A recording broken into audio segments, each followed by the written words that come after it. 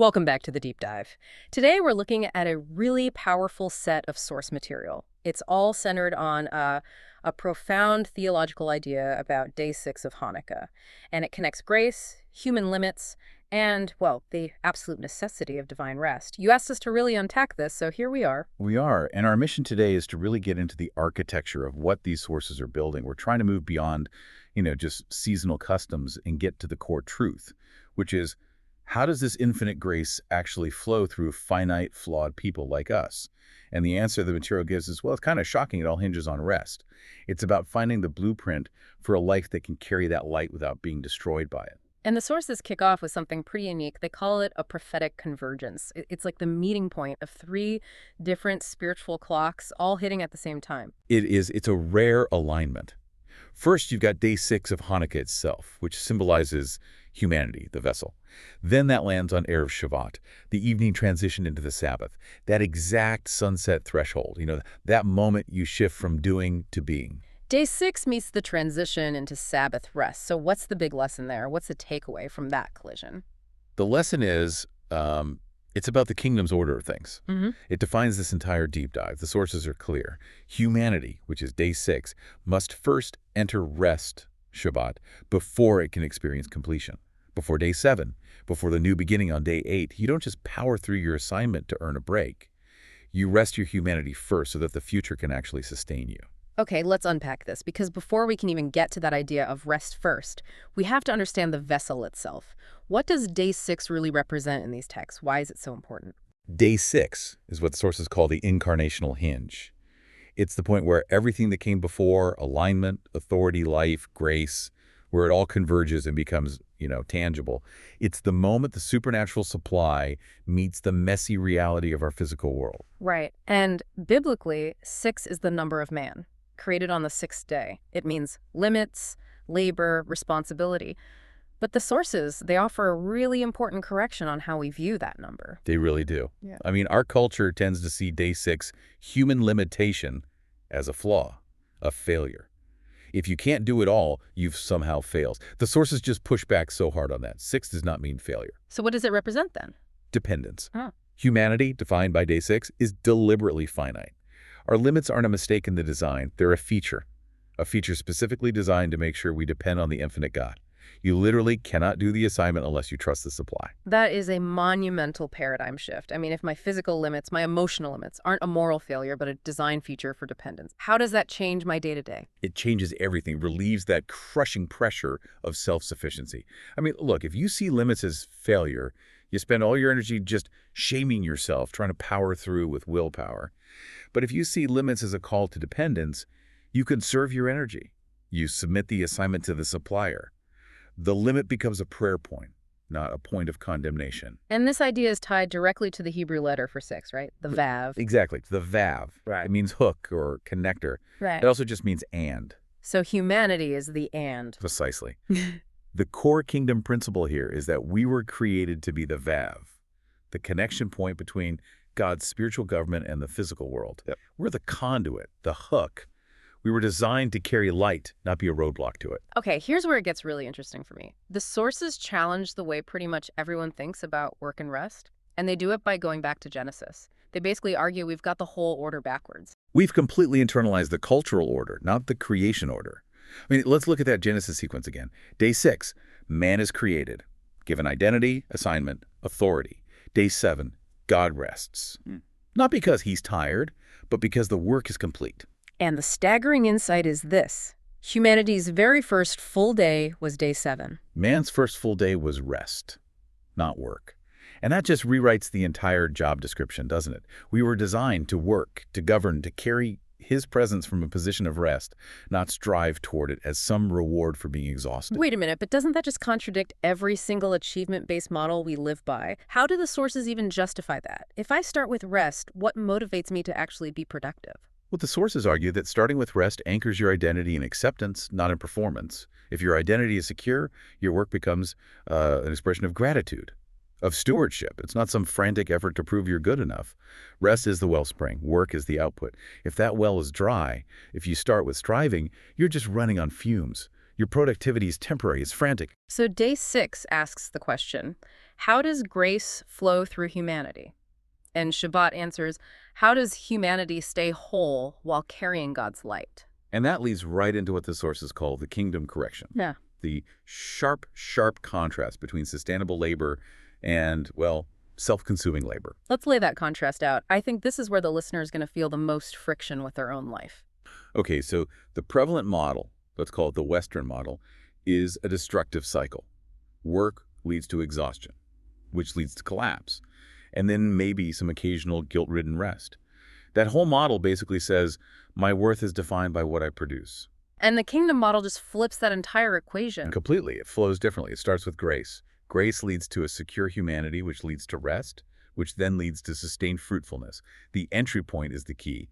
Shabbat just interrupts that cultural lie that productivity defines your worth. It says, you are already accepted. Stop striving. It speaks right to the core anxiety of day 6, our dependence. Right. If you're dependent, you have to stop trying to be independent.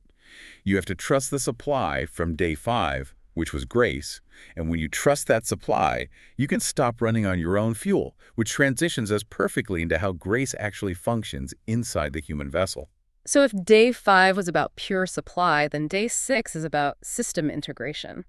How does that supernatural power flow through our flawed, finite human bodies without, overwhelming us, without burning us out? This is exactly why the Incarnation is the ultimate day 6 model. The Word became flesh. The sources really stress this. God didn't bypass humanity, he entered into it.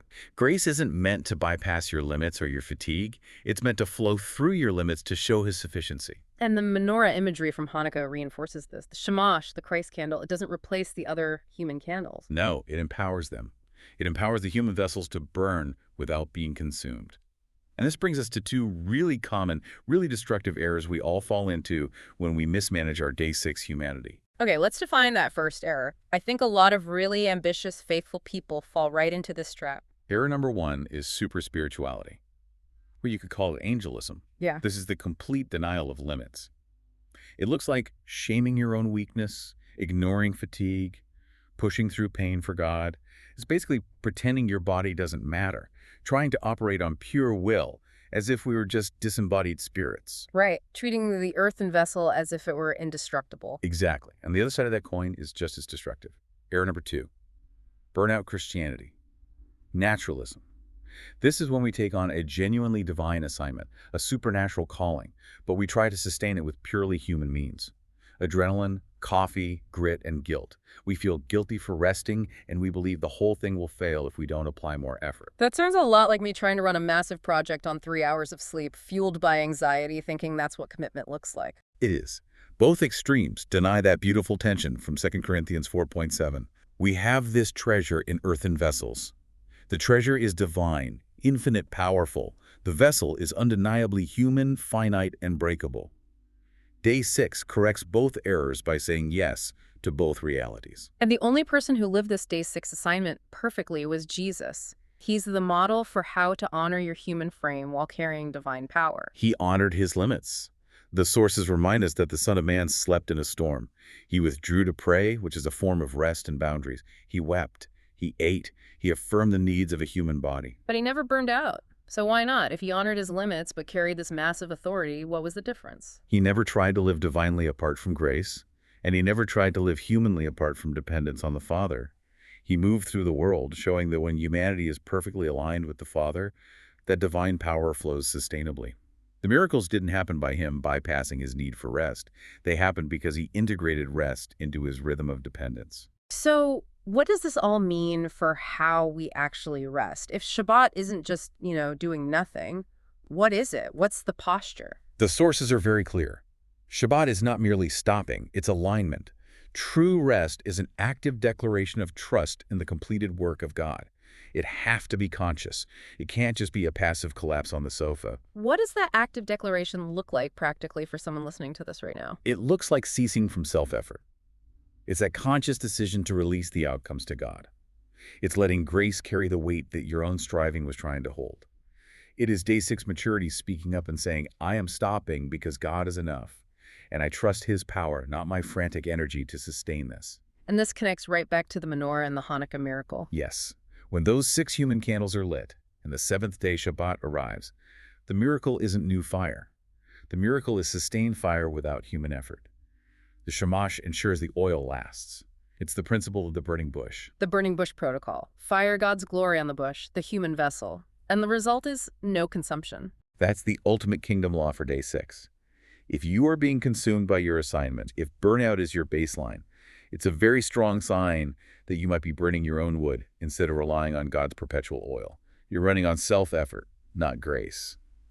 Day 6 demands we stop trying to be the source and remember we are just the valve, the connector. So the sources are really prompting us to ask ourselves, where have I allowed the pressure of a divine assignment to crush my human frame? Where have I ignored the supply of grace by refusing to rest? And we have to receive that rest.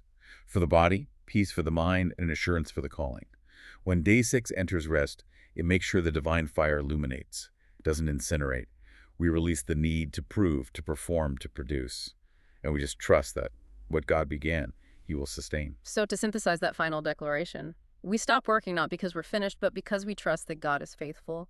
And we have to remember the crucial kingdom order. You do not rush from humanity on day 6 straight into a new beginning on day 8. You have to rest your humanity first.